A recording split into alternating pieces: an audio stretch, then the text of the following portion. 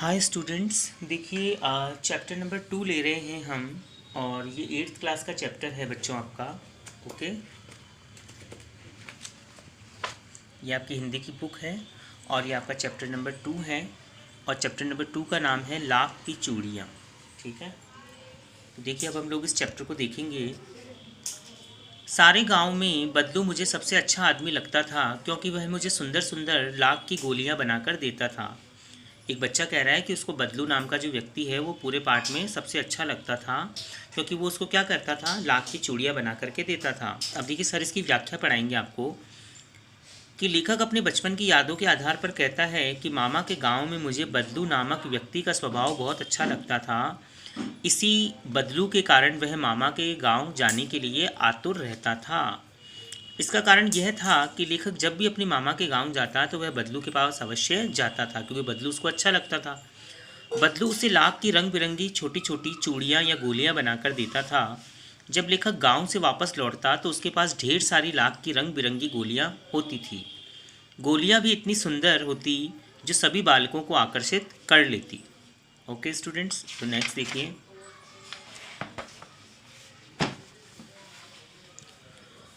आगे देखिए आप लोग। अब ये सेकंड पैराग्राफ है। लेखक कहता है, अब इसका व्याख्या पढ़ेंगे हम ताकि हमें डायरेक्ट स्टोरी समझ आए। लेखक कहता है कि बदलू उसके मामा के गांव का रहने वाला था, अतः उसे बदलू को गांव नाते से मामा कहना चाहिए था, परंतु गांव के सभी बच्चे बदलू को काका कहकर पुकारते थे, अतः लेखक भी उसे काका ही कहता था।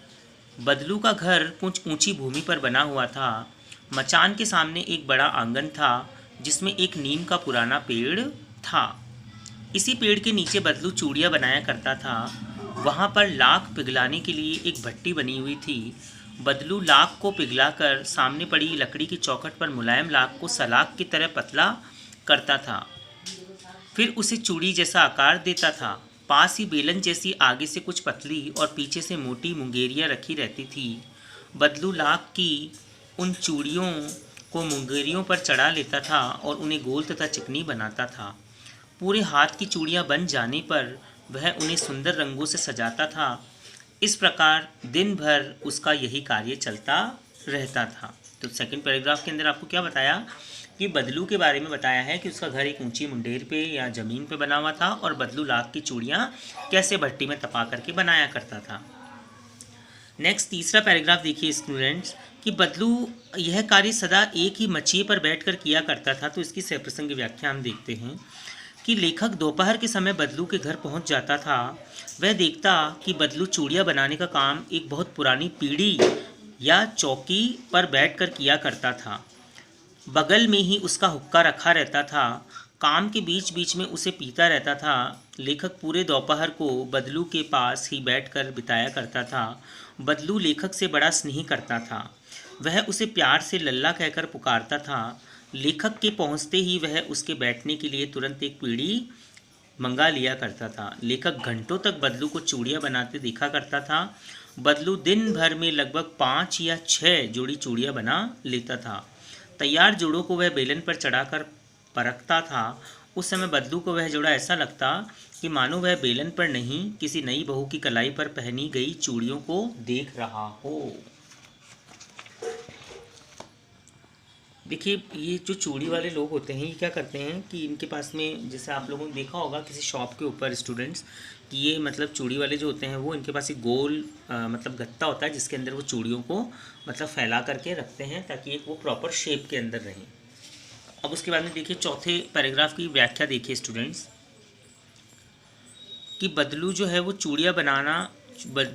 चूड़ियाँ बनाने वाला मनीहार था।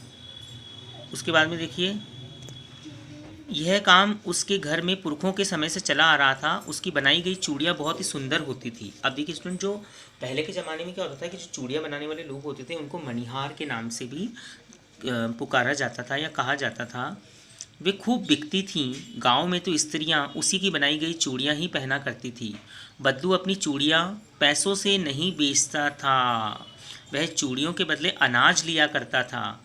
वह अभी तक वस्तु के बदले वस्तु लेने की पुरानी परंपरा का पालन कर रहा था, यानी उसके पिताजी और दादाजी भी यही काम करते थे।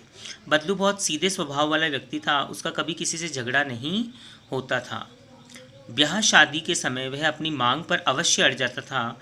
वह शादियों में पूरे साल की कसर निकाल लेता था। विवाह के समय कन्या को पहनाई जाने वाली सौभाग्य सूचक चूड़ियों का बहुत महत्व होता था। बदलू इस अवसर का पूरा पूरा लाभ उठाता था। इस जोड़े के बदले उसे पत्नी के सारे कपड़े, अपने लिए पगड़ी, अनाज तथा रुपए भी मिला करते थे, यानी कि शादी के अंदर उसकी इनकम ज़्यादा हो जाती थी। तो अब देखिए आप लोग फिर आगे क्या हुआ स्टूडेंट्स। बदलू ने क्या किया कि बदलू लाख की चूड़ियाँ बनाता था। उसे कांच की बनी चूड़ियों से बहुत चिढ़ थी। कांच की चूड़ियाँ उसके व्यवसाय की शत्रु थी। उनके प्रचार से उनकी बनाई चूड़ियों की बिक्री घट रही थी। इसीलिए जब वह किसी स्त्री को कांच की चूड़ियाँ पहने देखता तो कुढ़ने लगता था और कड़वी बातें भी कह देता था। तो कांच की चूड़ियाँ क्या होती है स्टूडेंट्स, थोड़ी अट्रैक्टिव होती हैं, ज़्यादा आकर्षक होती हैं दिखने के अंदर, तो पहनावे के अंदर चलन में ज़्यादा होती हैं। बदलू लेखक से कभी उसकी पढ़ाई के बारे में और कभी शहरी जीवन के बारे में कई घंटों बातें किया करता था। शहर में कांच की चूड़ियों की जाने की बात पर वह शहर के जीवन का खूब मजाक बनाता था। वह कहता था कि शहरों की तो बात ही अलग है, वहाँ तो स्त्रियाँ अपने मर्दों के हाथ पकड़कर सड़कों पर घूमती हैं। वहाँ की स्त्रियों की कलाइयाँ बड़ी कोमल होती हैं। लाख की भारी चूड़ियाँ पहनने से उनकी कलाइयों में मोच आ सकती हैं।